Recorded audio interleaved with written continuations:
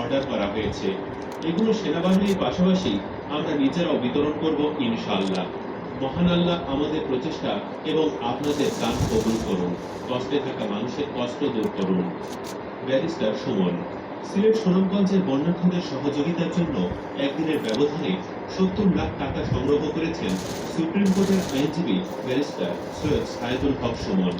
সামাজিক যোগাযোগ মাধ্যমের আহ্বানের পর দেশ বিদেশ থেকে বিভিন্ন ব্যক্তি বিভিন্ন মাধ্যমে তার কাছে এই টাকা পাঠিয়েছেন। ব্যারিস্টার সুমন বলেন, সিলেট ও সুনামগঞ্জের বন্যার্থীদের সহায়তার জন্য আমি ও আমার পক্ষ থেকে সাহায্য করে আসছি।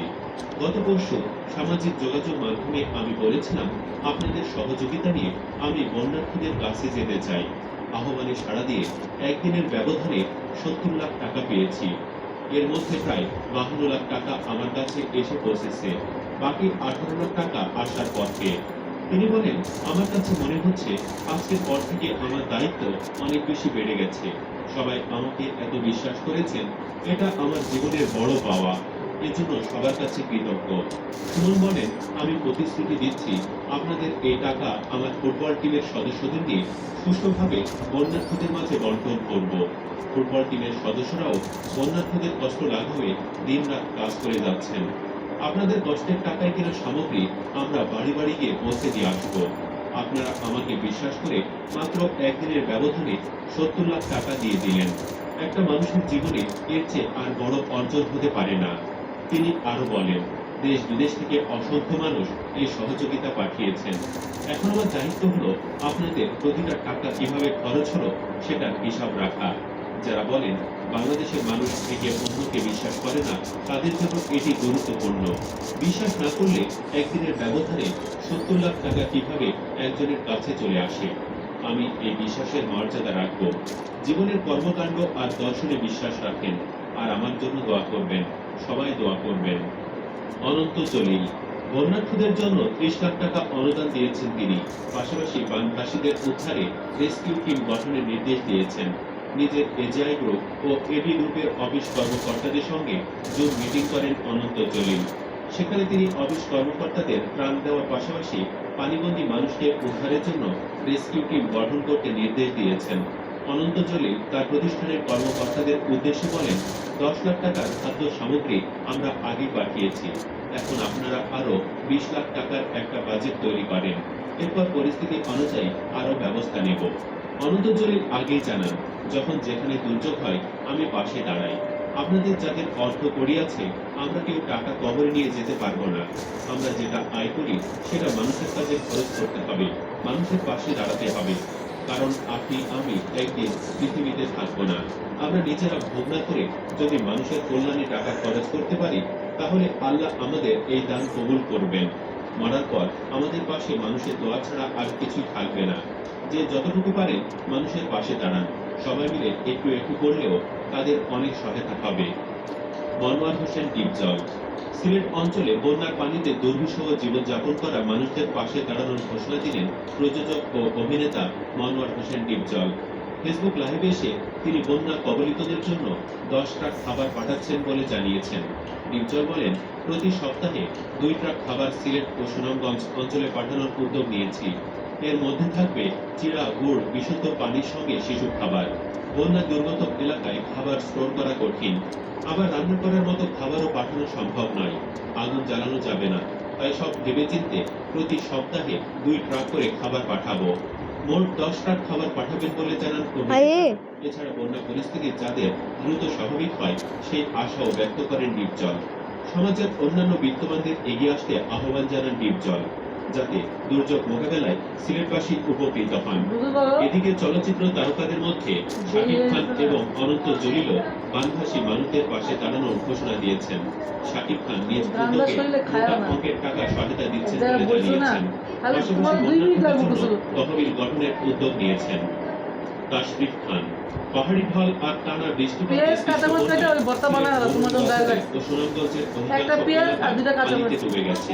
প্রায় 50 লাখ মানুষ এখন পানিবন্দী হয়ে দুর্বিষহ দিন পার ডাল করছেন। শাকটা ভিন্ডি ভাজি। তাদের পাশে দাঁড়িয়েছেন কুড়িঘর ব্র্যান্ডের জনপ্রিয় তরুণ হাঁস সঙ্গীত সামান্য শিল্পী ধুয়ে না। তাসকিন খান। অসুস্থ শরীর নিয়ে করছেন ত্রাণ বিতরণ। এর আগে এক ফেসবুক লাইভে তাসকিন বলেন, এই হিসাব করে দুই দিনে যাবেন 16 লাখ টাকা অনুদান এসেছে। সেই টাকা নিয়ে তাসকিন এখন সিলেট সুনামগঞ্জে আছেন। তো তুই ধুইস? এই মানবিক কার্যক্রমে থেকে তাসকিনকে সহায়তা করছে বাংলাদেশ সেনাবাহিনী। তাসকিনের এসব ত্রাণ মানুষের কাছে পৌঁছে দিতে সহায়তা করছেন তারা। এছাড়া সেখানে তার সঙ্গে অবস্থান করা তাসকিন স্কোয়াডের সদস্যদেরও সেনাবাহিনী নানাভাবে সহায়তা করছে বলে জানিয়েছেন তাসকিন। তবে টানা এক সপ্তাহ বন্যা কবলিত এলাকায় কাজ করতে গিয়ে কিছুটা অসুস্থ হয়ে পড়েছেন তাসকিন। তার লাইভে তিনি জানান, বেশিক্ষণ পানিতে থাকা তার স্বাস্থ্যের জন্য ক্ষতিকর। শরীর ব্যথায় ভুগছেন তিনি, তারপরও পেইন কিলার খেয়ে কাজ চালিয়ে যাচ্ছেন। এছাড়াও ফারাজ করিম চৌধুরী 20 লক্ষ টাকা, তৌহিদ আফ্রিদি নগদ 10 লক্ষ, হাসান আল আজহারি 13 লক্ষ টাকা, মোস্তফা রহিম আজহারি ও মহিউদ্দিন তানভীর 13 লক্ষ টাকা, মানবতা ফিরওয়ালা ফ্রি মোশন ফিরোজ হাসান ভাইও এগিয়ে এসেছেন মানবতার স্তরে। আমরা যার যার জায়গা থেকে যদি মানবতার কল্যাণে এভাবে এগিয়ে আসতে পারি, তাহলে পুরো পৃথিবীটাই আমাদের শান্তির নীড় হয়ে যাবে, থাকবে না কোনো অশান্তি। তবে আরো ভালো লাগতো যদি রাষ্ট্রের দায়িত্বশীল ও বড় বড় শিল্পপতিরা আরো বড় ভূমিকা পালন করত। পরিশেষে বলতে চাই, যে বা যারাই এই বিপদের মুহূর্তে সিলেট সুনামগঞ্জের মানুষের জন্য এগিয়ে এসেছেন, দলমত নির্বিশেষে তাদের জন্য সবাই দোয়া করছে। আপনি তাদের জন্য দোয়া করছেন তো? করে থাকলে কমেন্ট বক্সে ইয়েস লিখে জানিয়ে দিন আপনার মনের অনুভূতি। ভিডিওটি ভালো লাগলে অবশ্যই একটি লাইক দিন ও যত সম্ভব শেয়ার করুন। আমাদের চ্যানেলটি যদি এখনো সাবস্ক্রাইব না করে থাকেন, তবে সাবস্ক্রাইব করে পাশে থাকা বেল বাটনটি চেপে রাখুন। আল্লাহ হাফেজ।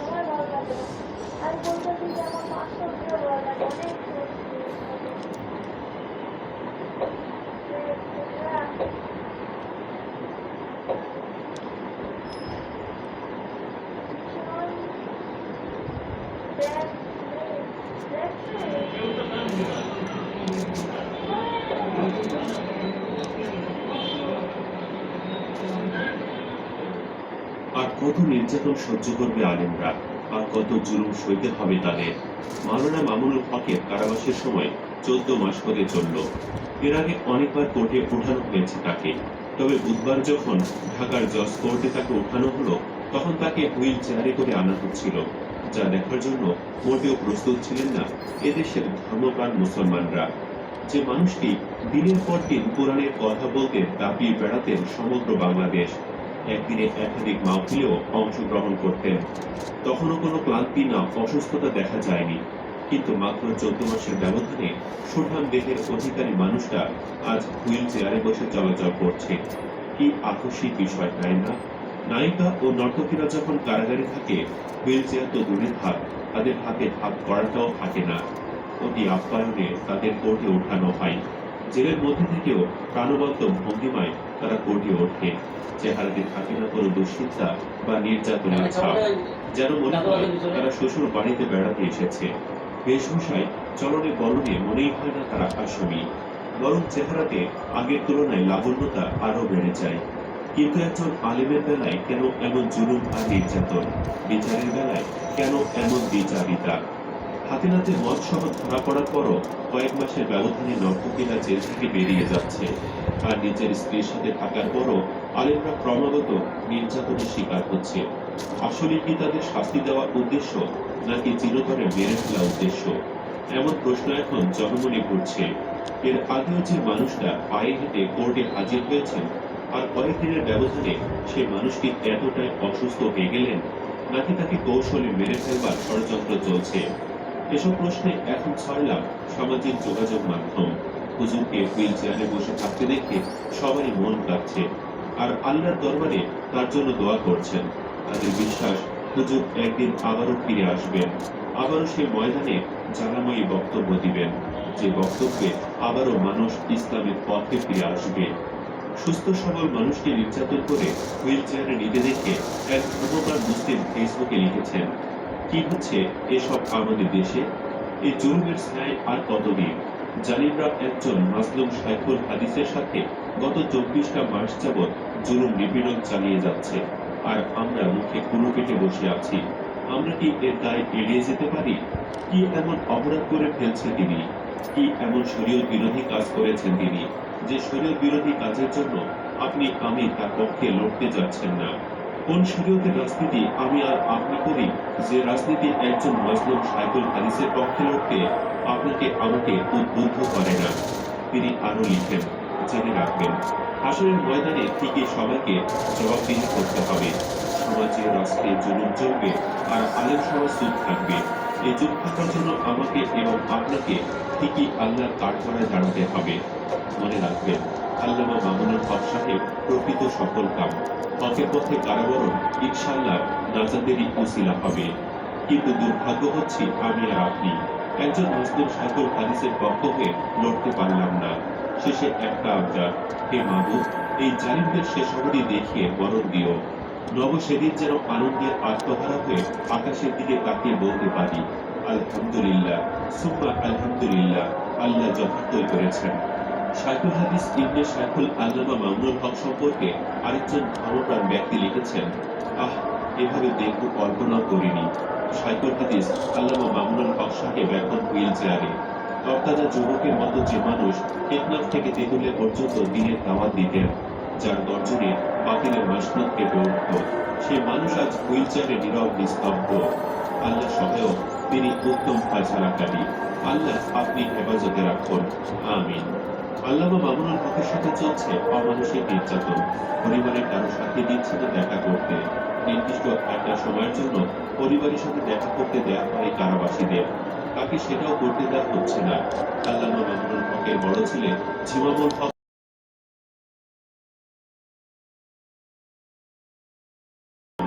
তিনি লিখেছেন, বাবা আমাদের ছেড়ে একা থাকেন আর 14 মাস।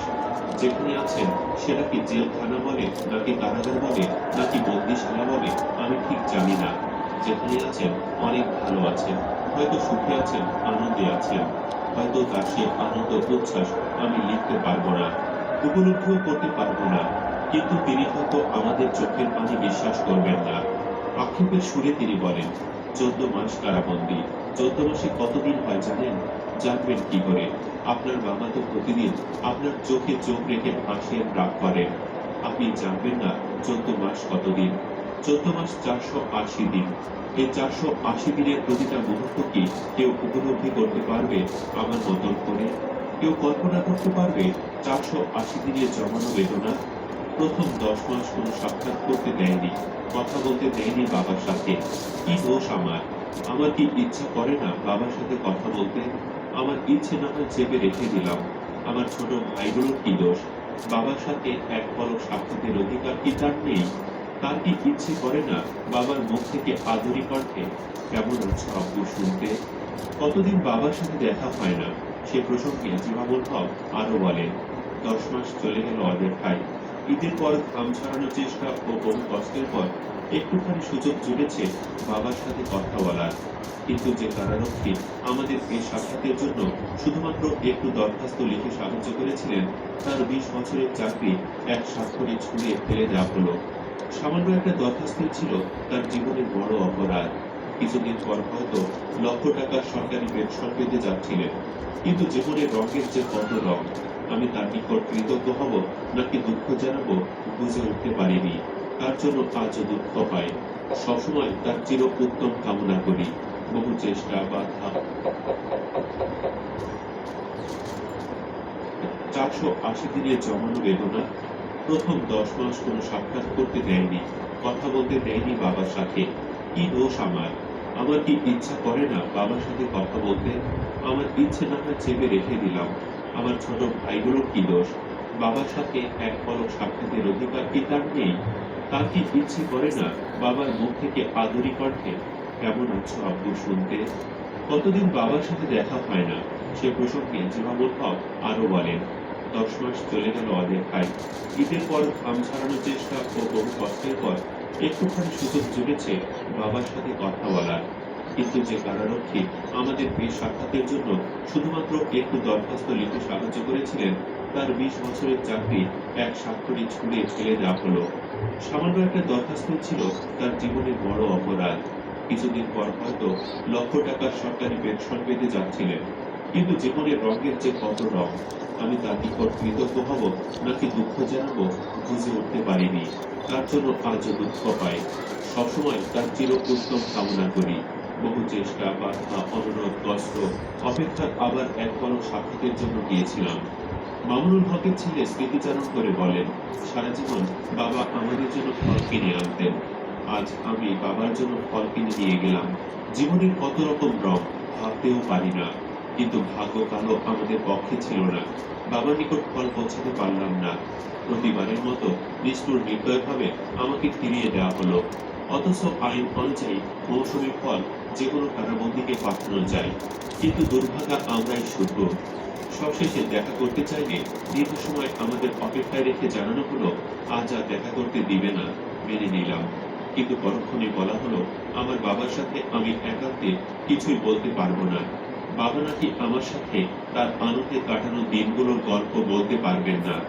আমি নাকি বাবার সাথে বর্তমান হাল হকিকত জানতেও পারবো না, জানাতেও পারবো না। ছেলেটি আরো বলে, আমরা কথা বলার সময় আমাদের সাথে গোয়েন্দা পুলিশ থাকবে, তারা নাকি শুনবে আমরা কি বলবো। সবশেষে হলো না বাবাকে দেখা, হয়নি বাবার সাথে জমানো কিছু কথা বলা। কবে হবে তাও অজানা। আচ্ছা, তাদের কি বাবা মা নেই? তাদের কি পরিবার নেই, সন্তান নেই? এর নামে কি জীবন? এখনো কল্পনা করছি, খুব শীঘ্রই হয়তো অভিমান ভরা চোখের জমানো অশ্রু জল দিয়ে বিশাল এক নিঃশ্বাস ছেড়ে দিয়ে তৃপ্তির ভেতর তুলে বাবাকে শক্ত করে জড়িয়ে ধরবো। আনন্দ উচ্ছ্বাস নিয়ে কাপা কণ্ঠে বাবার কানে কানে বলবো, আপু, আপনি আমাদের ছেড়ে এতদিন একা কিভাবে থাকলেন? এই কেন শুধু জেল হাজতে দুঃখ? অল্পই শোনালাম আপনাদেরকে, আরেকদিন সময় করে কোর্ট কাছারির দুঃখগুলো শোনাবো ইনশাআল্লাহ। সাধারণ মানুষের এই আকুতি শিও সন্তানের এমন হৃদয়স্পর্শী কথাগুলো আল্লাহ তাআলা নিশ্চয়ই শুনবেন। একদিন হুজুর মুক্ত হয়ে ফিরে আসবেন, আমাদের হকের পক্ষে তার স্বভাবসিদ্ধ ভঙ্গিমায় হুঙ্কার তুলবেন। দর্শক, আপনারও নিশ্চয়ই এই বিশ্বাস আছে? না হলে ভিডিওটি কমেন্ট বক্সে অবশ্যই ইনশাআল্লাহ লিখে আপনার মনের অনুভূতি জানিয়ে দিন। জানাতে ভুলবেন না।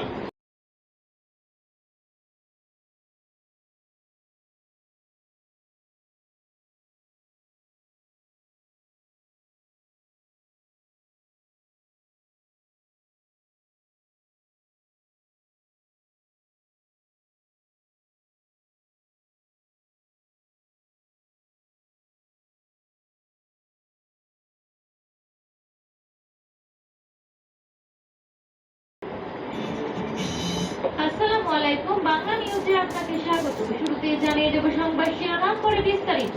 পদ্মা সেতু উদ্বোধনে বিএনপি নেতাদের আমন্ত্রণ, যা বললেন রিজভী। এদিকে রাজনীতিতে আওয়ামী লীগ পরাজিত, বললেন মাহমুদুর রহমান মান্না। এছাড়া 30 লাখ মানুষের জন্য 60 লাখ টাকা বরাদ্দ প্রহসন, বললেন বাম গণতান্ত্রিক জোট। অন্যদিকে বিএনপি সহ 5টি দলের বর্জন, ইভিএম নিয়ে প্রশ্ন তুলেছে 8টি দল।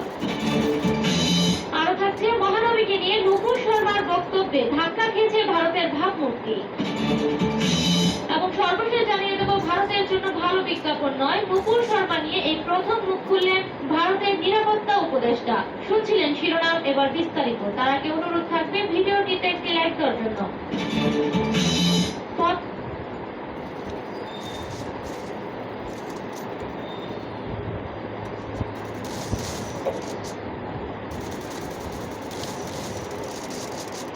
বন্যার কারণে সিলেট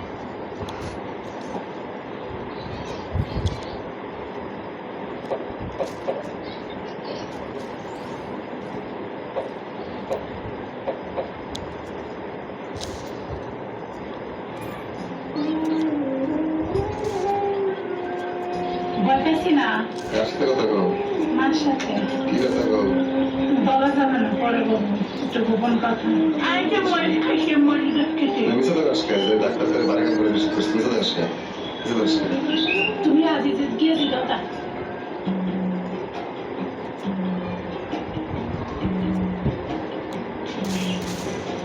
মোবাইলে কথা বলতেছি।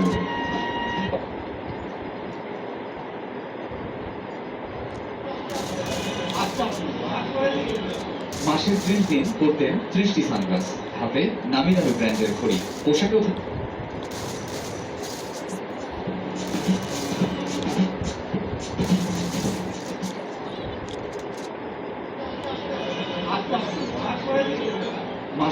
দিন পরতেন 30টি সানগ্লাস, হাতে নামি দামি ব্র্যান্ডের ঘড়ি, পোশাকেও থাকতো আভিজাত্যের ছাপ। কখনো পরিচয় দিতেন এসএসএফ সদস্য, কখনো বা সরকারি কোনো দপ্তরে উচ্চপদস্থ কর্মকর্তা।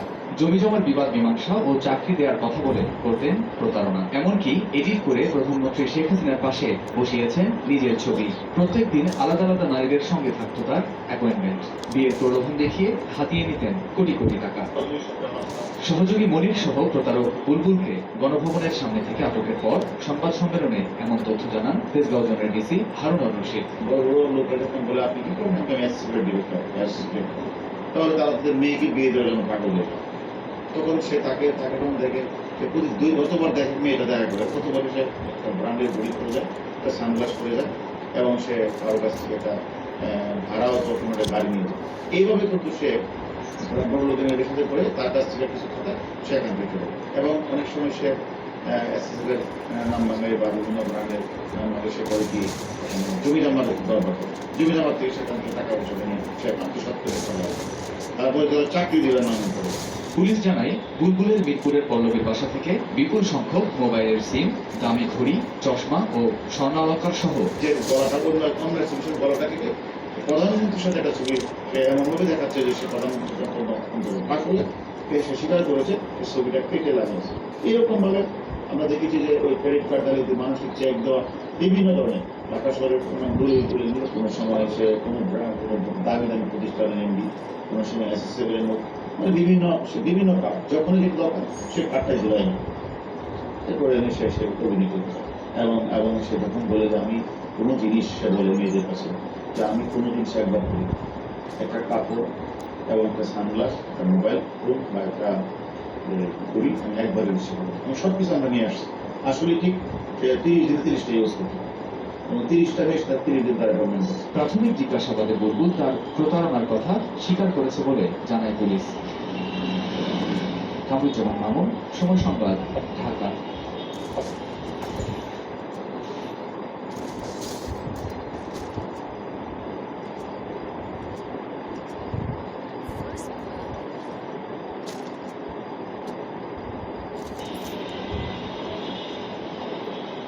এভাবেই মাত্র কয়েক সেকেন্ডে হাতকড়া খুলে ফেলতে পারেন হারুনুর রশিদ সুমন। 23 ফেব্রুয়ারি ডাকাতি মামলায় হাজিরা দিতে তাকে নিয়ে আসা হয় সিএমএম কোর্টে। কোর্টে আনার সময় পূর্ব পরিকল্পনা অনুযায়ী হাতকড়া লাগানোর সময় সুকৌশলে হাতটি মাথা করে হ্যান্ডকাপ লুজ করে রাখেন। প্রিজন ভ্যান থেকে গারদে নেওয়ার সময় হাতকড়া খুলে দায়িত্বরত পুলিশের চোখ ফাঁকি দিয়ে পালিয়ে যান। এই ঘটনায় 8 পুলিশ সদস্যকে সাময়িক বরখাস্ত করা হয়। তদন্ত শুরু করে গোয়েন্দা পুলিশ। পালিয়ে গিয়ে সুমন গাজীপুরের কালিয়াকৈরের গভীর জোনের একটি পরিত্যক্ত বাড়িতে আশ্রয় নেন। সেখানে কাটে 7 দিন। পুলিশ তথ্য প্রযুক্তি কাজে লাগিয়ে তার অবস্থান জানতে সক্ষম হয়। আবারও হাতকড়া পড়ে সুমনের হাতে। জিজ্ঞাসাবাদে সে জানায় প্রিজন ভ্যান থেকে পালানোর পরিকল্পনা হয় জেলে বসে। জেলখানা একটা কষ্ট একটু স্যার, তো জেলখানা বসে একটা প্ল্যানিং করে স্যার কেমনে করেন ওরা অপেক্ষা স্যার, আমাকে টাকা দিয়ে আমরা বুক করে 30 তারিখ এই দিন চিন্তা করি যা আছে কপালে। পুলিশ বলছে প্রিজন ভ্যান থেকে পালানো সুমনের একটি গ্যাংয়ের তথ্য পেয়েছে তারা। তার নামে একাধিক মামলা, প্রায় 8টির মতো মামলা আমরা পেয়েছি। তার ভিতরে খুন, দস্যুতা, মাদক মামলা, বিশেষ সরকারি এই মামলাগুলো আমরা পেয়েছি। সে বেসিক্যালি এই বয়সে খুব দর্শন করেছে। সে জেলখানায় ছিল একটি ডাকাতি মামলায় আটক ছিল। এই ডাকাতি মামলার আটক থাকাকালীন অবস্থায় সে প্ল্যান করে কিভাবে পালিয়ে যেতে সক্ষম।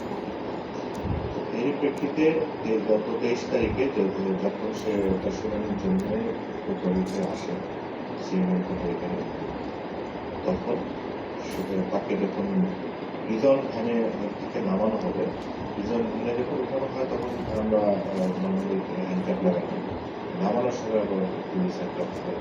যখন হ্যান্ডকাপ লাগাচ্ছিল সে কৌশলে তার হাতটা একটু বাঁকা করে রেখেছিল। যেহেতু অনেক আসামে হ্যান্ডেল করতে হয়, সো যে পুলিশ সদস্য ছিল ওরা তার চালাকিটা বুঝতে পারে। তো সে তখন করে কি, যখন নামিয়ে সিঁড়ি দিয়ে উঠানো হচ্ছে তখন সে সুকৌশলে তার হাতটাকে বের করে হাতটা করার ভেতর থেকে বের করে নিয়ে আস্তে প্রথম থেকে বের করে পালিয়ে যাওয়ার প্রেক্ষিতে মামলা হয়। এই মামলা আমরা তদন্ত শুরু করি। যেহেতু সে হ্যাবিচুয়াল ক্রিমিনাল এবং তার নামে একাধিক মামলা রয়েছে, সে এই বিষয়গুলো বোঝে পুলিশের নজর কিভাবে নিয়ে যেতে হবে। সে যেটা করলো, সেখান থেকে বের হয়ে গাজীপুর চলে গেল। গাজীপুরে মানে জঙ্গলের ভিতরে একটা পরিত্যক্ত বাড়িতে অবস্থান করে সে ফোন করে কোনো কিছু ইউজ করতে পারে। আমাদেরকে তার সন্ধান করতে বেশ বের পেতে হয়েছে, কিন্তু আমাদের তদন্ত যে টিমটা ছিল সেই টিমটা সদস্য এবং নেতৃত্বটা দিয়ে তার অবস্থান রাখতে সক্ষম করে এবং রাতের বেলা আমরা তার যে অবস্থান রয়েছে, ভোরবেলা থেকে তার যে অবস্থান রয়েছে সেই অবস্থানে অভিযান চালায় তাকে আটক করতে সক্ষম হয় এবং সে আমাদের কাছে ধরা পড়ার পরিপ্রেক্ষিতে স্বীকার করে কিভাবে সে পালিয়ে গিয়েছিল। তার মা থেকে মিশর আর তার বাবা কিন্তু এখানে কাছে ধরা পড়ার পরিপ্রেক্ষিতে স্বীকার করে কিভাবে সে পালিয়ে গিয়েছিল। তার মা থেকে মিশর আর তার বাবা কিন্তু এখানে কোথাও ফুটপাতে নৌকাতে হবে, তার বাসায় নৌকা হবে। সো সেও মিশরে ছিল। মিশরের কোনো একটা দুষ্কর্মের কারণে তাকে ওখান থেকে পুলিশ দেশে এসে সে ওই বিভিন্ন দুষ্কর্মের সাথে লিপ্ত হয়। আমরা তার কাস্টমার যে ফেসবুক, সেটা যখন ঘাটাঘাটি শুরু করি তখন দেখতে পাই ফেসবুকে নবম তার যে গ্যাং রয়েছে সেই গ্যাংয়ের সাথে ছবি, সেই সাথে মানুষকে ধরে যে পিটাচ্ছে সেই ছবিও আমরা পেয়েছি। এবং যেটা আমরা দেখলাম যে ও অস্ত্র হ্যান্ডেল করছে, আগ্নেয়াস্ত্র হ্যান্ডেল করছে, সে কোমরে বুঝে ছবি তুলছে, হাতে নিয়ে ছবি তুলছে, সেটাও ছবি তুলে যাচ্ছে। বেসিক্যালি সে এই বয়সে একটা দুর্ধর্ষ ক্রিমিনাল হয়ে গেছে। যে ঘটনায় সে ঘটনায় এর আগেও ভ্যান থেকে পালানোর পরিকল্পনা করেছিল আসামির সময়, তবে এখন অনেকটাই সতর্ক পুলিশ, বাড়ানো হয়েছে নজরদারি। বুলবুল রেজা, সময় সংবাদ, ঢাকা।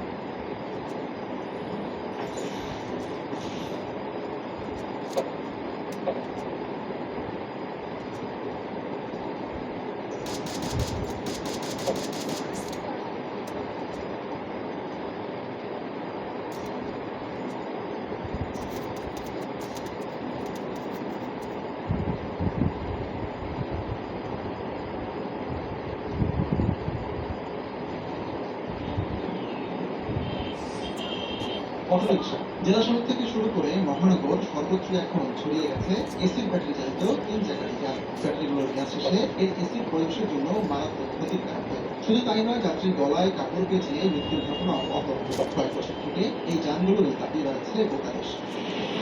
এদিকে রাজধানী ঢাকাতেও বহু বছর থেকে নেই সিএনজি অটোরিকশা নতুন জীবন। তবে পুরোনো নম্বরের একটি অটোরিকশার দাম আকাশ ছোঁয়া, কারণে বাড়তি ভাড়া হাঁকেন চালকেরা। এই যখন দশায় তখন এই উদ্যোক্তা আমাদের জানাচ্ছেন তারা এমন একটি 3 চাকার যান বানিয়েছেন যেটি পরিবেশ বান্ধব লিথিয়াম আয়ন ব্যাটারি দিয়ে তৈরি। বছরে 12 থেকে 14, 15, 20 হাজার লোক অ্যাক্সিডেন্টে মারা যাচ্ছে। কারণ ওই ভেহিকেলগুলো যদি থামতে হয় 8 থেকে 12 ফিট বা 14 ফিট জায়গার প্রয়োজন হয়।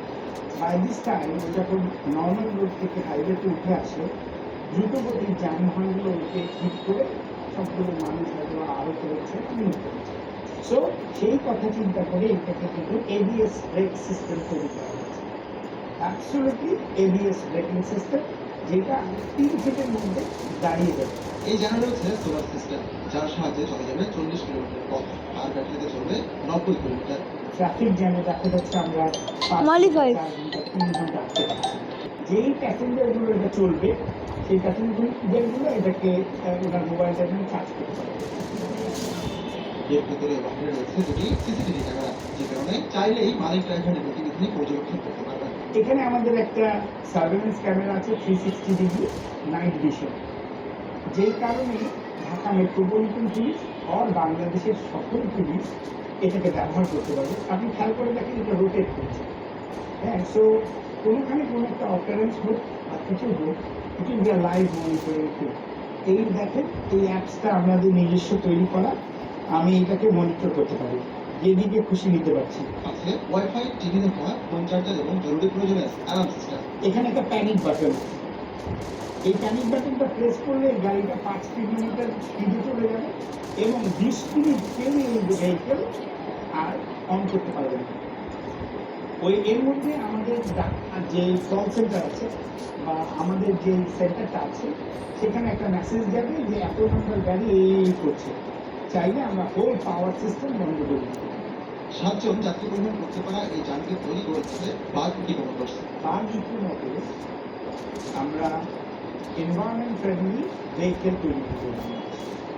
সেইখানে বাংলাদেশের যেসব নিয়ম কানুন মেনে আমরা জানুয়ারি 19 তারিখে আমাদের ফ্যাক্টরি উদ্বোধন করব। এখন আমরা আশা করছি জুনের 30 তারিখ থেকে এই ভেহিকেলগুলো বাংলাদেশে তৈরি হয়ে আমরা কাস্টমারের হাতে পৌঁছে দেব। সব ঠিক থাকলে চলতি বছরই বাণিজ্যিকভাবে উৎপাদনে যাবে বাগ। ওয়েব বা MIST যদি এটা টেস্ট করে অনুমোদন দেন তাহলে ওনারা দেবেন। আমরা MIST military science and technology থেকে এটাকে ফুললি টেস্টেড এবং এপ্রুভ।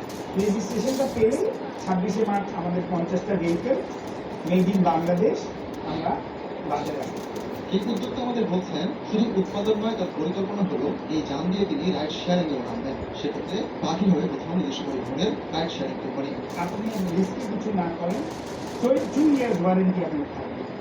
ওই আপনি 6 মাস পরে যদি গার্বেজ হয়ে যাবে, দেখতে শুনে খারাপ লাগবে, আপনি পরীক্ষা করে দেখতে পারেন যে এমন কিছু নাই যেটা তবে কেউ চাইলে নিজে কিনেও পথে নামাতে পারেন বাগকে। সেক্ষেত্রে নিবন্ধন লাগবে DRDR। আমরা খুব শীঘ্রই স্টার্ট আপ ব্যাটারি যেটা বলে গাড়ি, সেটা লিথিয়াম আয়ন ব্যাটারি জুন মাসে লঞ্চ করতে যাচ্ছি, যার বাজার মূল্য সম্ভবত 13 থেকে 15,000 টাকার ভিতরে হবে, কিন্তু 7 বছর আপনার এই ব্যাটারিটাকে কিছু এটির দাম পড়বে সর্বোচ্চ 4 থেকে 6 লাখ টাকা।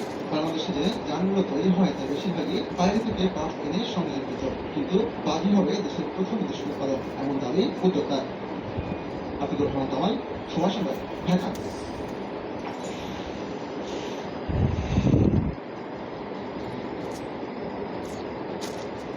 ম্যাজিক রেফ্রিজারেটরে দিচ্ছে 45% পর্যন্ত ডিপ ফ্রিজ ব্যবহারের সুবিধা।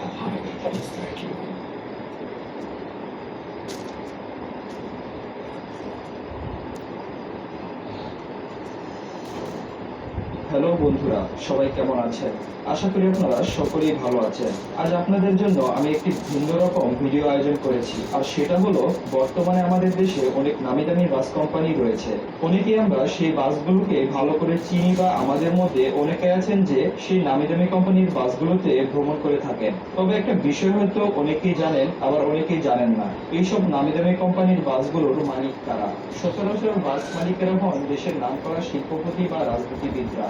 আজ আমরা আপনাদের সাথে পরিচয় করিয়ে দেব আমাদের দেশের জনপ্রিয় ও নামি দামি 10টি কোম্পানির বাস মালিকদের সাথে।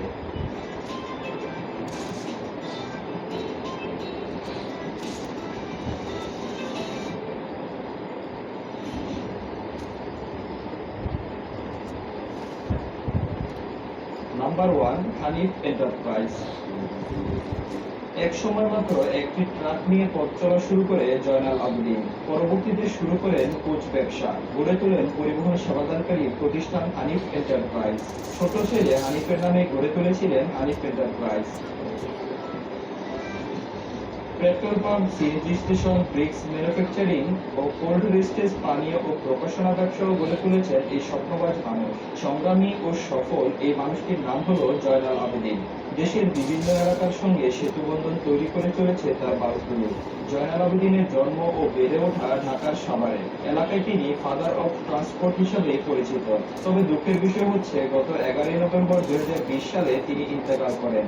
বর্তমানে হানিফ এন্টারপ্রাইজের সাবেক চেয়ারম্যান হলেন জয়নাল আবেদিনের বড় ছেলে জনাব কফিল উদ্দিন এবং তার ছোট ছেলে মোহাম্মদ হানিফ। তবে এই কোম্পানিটির মূল কারিগরি হলেন জয়নাল আবেদিন সাহেব। নাম্বার 2, শ্যামলী পরিবহন। কিছু মানুষ আছেন দারিদ্র্যের পোশাকার, যাদের স্বপ্ন দমাতে পারে না কেউ। দারিদ্র্যকে জয় করে যারা স্বপ্ন পূরণ করেছেন তাদের মধ্যে অন্যতম হল শ্যামলী পরিবহনের চেয়ারম্যান গণেশ চন্দ্র ঘোষ। 44 বছর আগে একটি জীর্ণ পুরাতন স্কুটার থেকে একটি চকচকে নতুন বাস কেনার স্বপ্ন দেখেছিলেন তিনি। তার সেই স্বপ্ন পূরণ হয়েছে। পাবনা জেলার সাধারণ স্কুটার চালক গণেশ চন্দ্র ঘোষ 1973 সালে শ্যামলী পরিবহন প্রতিষ্ঠা করেন। তার স্কুটার বিক্রির টাকায় কেনা শ্যামলী পরিবহনের প্রথম বাস চালানো হতো রাজশাহী নগরবাড়ি সড়কে। মেজ ভাই রমেশ চন্দ্র ঘোষ ও ছোট ভাই রমেন্দ্রনাথ ঘোষ নিয়মিত স্কুটার চালাতেন। আজকের শ্যামলীর বিশাল সাফল্যের এই দুই ভাইয়ের শ্রম স্মরণীয়।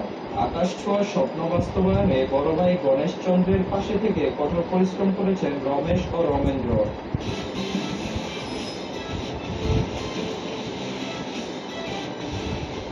শ্যামলী পরিবহন বর্তমানে বাংলাদেশের প্রায় 40টিরও বেশি জেলায় পরিবহন সেবা প্রদান করে।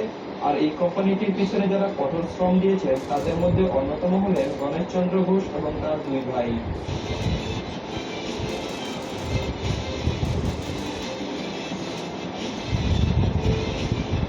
নাম্বার 3, গ্রিনল্যান্ড পরিবহন।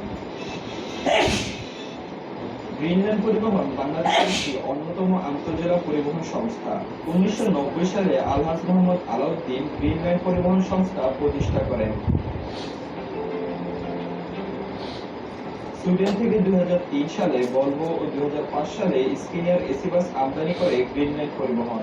তারপর 2014 সালে গ্রিনল্যান্ড ওয়াটারওয়েজ নামে জলপথে যাত্রী পরিবহন শুরু করে। 2018 সালে ঢাকা থেকে সিলেট ও কক্সবাজার রুটে প্রথমবারের মতো জার্মানি থেকে আমদানি করা ম্যান কোম্পানি ডাবল ডেকার বাস চালু করে গ্রিনল্যান্ড পরিবহন। এছাড়াও সড়কপথে যাত্রী সেবা দেওয়ার উদ্দেশ্যে ভলভো, স্কিনিয়া ও ম্যান ব্র্যান্ডের বাস দিয়ে যাত্রী সেবা পরিচালনা করছে গ্রিনল্যান্ড পরিবহন কোম্পানিটি। আন্তর্জাতিক মানের যাত্রী সেবা, উন্নত মানের গাড়ি, সুশিক্ষিত গাইড, প্রশিক্ষণপ্রাপ্ত চালক, নিজস্ব বাস টার্মিনালের মাধ্যমে সব ধরনের যাত্রীদেরকে নিরাপত্তা দিয়ে সেবা প্রদান করে আসছে। বর্তমানে গ্রিনল্যান্ড পরিবহনের অধীনে সব মিলিয়ে প্রায় 120টির বেশি এসি বাস রয়েছে। আর গ্রিনল্যান্ড পরিবহনের এইসব নামদানি বাসের মালিক হলেন আলহাজ মোহাম্মদ আলাউদ্দিন। নাম্বার 4, সোহাগ পরিবহন। 1973 সালে সোহাগ পরিবহন সংস্থা নামে আজকের দেশখ্যাত সোহাগ পরিবহনের যাত্রা শুরু হয়। এই প্রতিষ্ঠানটির উদ্যোক্তা ছিলেন মোহাম্মদ ইউনুস তালুকদার। বড় ছেলে সোহাগের নাম অনুসারে চালু করা হয় এই প্রতিষ্ঠানটিকে। সাফল্যের সঙ্গে দেশের আন্তঃজেলা সড়ক পরিবহনে যাত্রী সেবা প্রতিষ্ঠিত করার এক পর্যায়ে মাহমুদ সাহেব 1986 সালে ইন্তেকাল করেন। এরপর সোহাগ পরিবহন সংস্থার দায়িত্ব নেন তার 4 ছেলে। বর্তমানে সোহাগ পরিবহন ঢাকা, চট্টগ্রাম, কক্সবাজার, মাগুরা, যশোর, খুলনা, সাতক্ষীরা, বেনাপোল ও কলকাতা রুটে সুনামের সাথে সার্ভিস পরিচালনা করে যাচ্ছে। উন্নত মানের যাত্রী সেবার কারণে তারা সাধারণ যাত্রীদের কাছে এত জনপ্রিয় হয়েছে, যার ছোট একটি প্রমাণ হলো কোনো প্যাসেঞ্জার সোহাগ পরিবহনে জার্নি করলে জার্নির পরের দিন প্যাসেঞ্জারকে সরাসরি কল দিয়ে জিজ্ঞেস করা হয় তার জার্নি কেমন ছিল। বর্তমানে সোহাগ গ্রুপ নামে পরিচিত প্রতিষ্ঠানটির চেয়ারপারসন হচ্ছেন মরহুম মাহমুদ ইউনুস তালুকদারের স্ত্রী আনোয়ারা বেগম। আর ব্যবস্থাপনা পরিচালক হলেন মেজ ছেলে ফারুক তালুকদার সোহেল। আর বড় ছেলে সোহাগ ও বাকি 3 ভাই হচ্ছেন পরিচালক।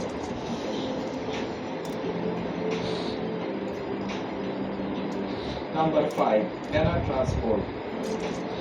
এনা পরিবহন বাংলাদেশের অন্যতম একটি পরিবহন সংস্থা।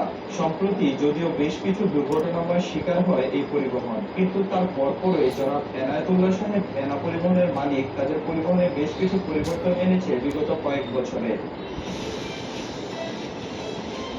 বর্তমানে বাংলাদেশের অন্যতম রাইজিং স্টার বলা যায় এই অপারেটরকে। যাত্রীদের উন্নত মানের সেবা ও আরামদায়কভাবে সার্ভিস দেওয়ার জন্য তাদের বহরে রয়েছে অসংখ্য হিনো বাসের পাশাপাশি বেশ কিছু নামদামি লাক্সারিয়াস মডেলের এসি বাস। বর্তমানে সড়ক পরিবহন মালিক সমিতির মহাসচিব ও বিশিষ্ট রাজনীতিবিদ জনাব খন্দকার এনায়েতুল্লাহ সাহেব, তিনি হলেন এনা ট্রান্সপোর্ট প্রতিষ্ঠানটির মালিক।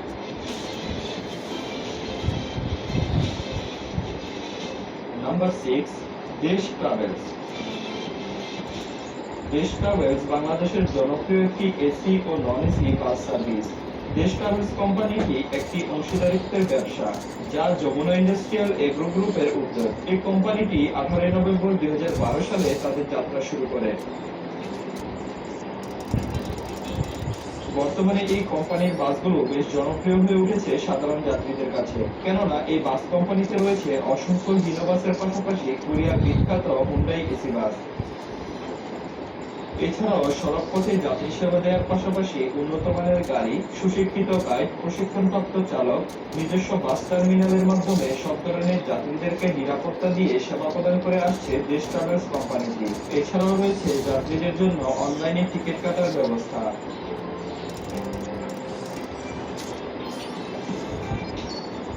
বর্তমানে দেশ ট্রাভেলস বাস কোম্পানিটির মালিক হচ্ছেন জনাব ফজলুর রহমান রতন সাহেব, যার বাড়ি রাজশাহী জেলায়। নাম্বার 7, ন্যাশনাল ট্রাভেলস। ন্যাশনাল ট্রাভেলস বাস কোম্পানিটি 2000 সালে মাত্র 4টি বিলাসবহুল হিনো কোচ নিয়ে রাস্তায় ফিরে এসেছে। এরপর থেকে আর পিছনে ফিরে তাকাতে হয়নি এই বাস কোম্পানিকে। বর্তমানে ঢাকা, রাজশাহী, নাটোর, চাঁপাইনবাবগঞ্জ রুটে বেশ জনপ্রিয় একটি অপারেটর ন্যাশনাল ট্রাভেলস। বর্তমানে তাদের বহরে থাকা স্কিনিয়া মাল্টিএক্সেল বাসগুলো দেখলে মনে হয় না এই বাসগুলো এখন আমাদের দেশে চলাচল করে। বাংলাদেশের সুন্দর বাসগুলোর মধ্যে ন্যাশনাল ট্রাভেলসের স্কিনিয়া মাল্টিএক্সেল বাসগুলো অন্যতম। ন্যাশনাল ট্রাভেলসের এইসব সুন্দর ও নামি দামি বাসগুলোর মালিক হচ্ছেন জনাব ফজলুর রহমান ফজলু, যার বাড়ি রাজশাহী জেলায়।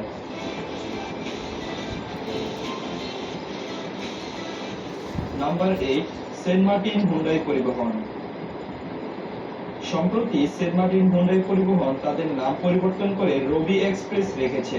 কারণ হলো সেন্ট মার্টিন নামে একাধিক পরিবহন থাকায় অনেকে অভিযোগ দিচ্ছিলেন যে নামের বিভ্রান্তিতে ভোগান্তির শিকার হচ্ছেন সাধারণ যাত্রীরা। এরপর সেন্ট মার্টিন হুন্ডাই পরিবহনের ম্যানেজমেন্ট সাধারণ যাত্রীদের কথা বিবেচনা করে একটি অমূল পরিবর্তন ঘটিয়েছে।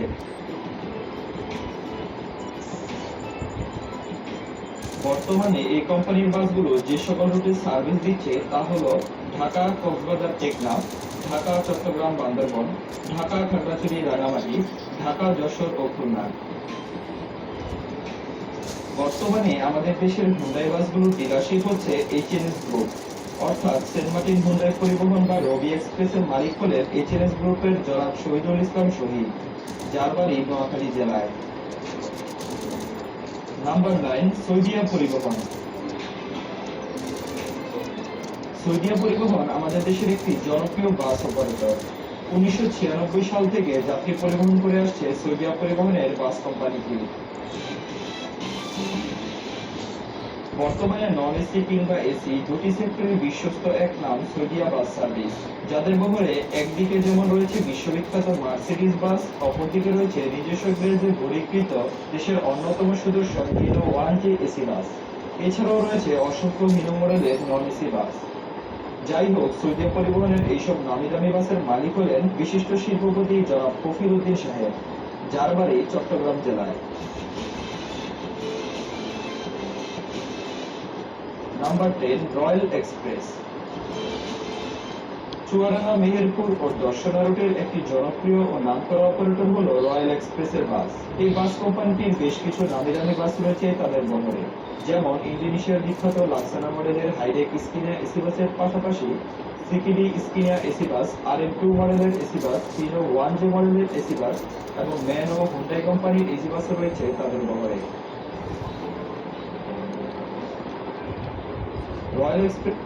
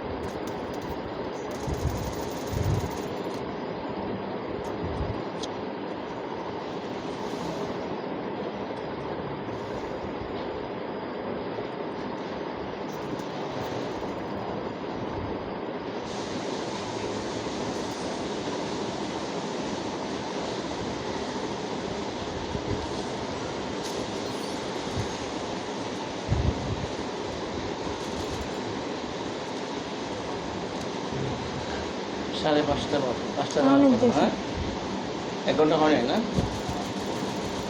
ওই যে হ্যাঁ 1 ঘন্টা হয় নাই হয়েছে। আমি গোসল করে আয়া হোটেল এলাম ঠিক আছে আচ্ছা একটা সেকেন্ড দেরি করলে তো তোমার কল্লা ভালো হবে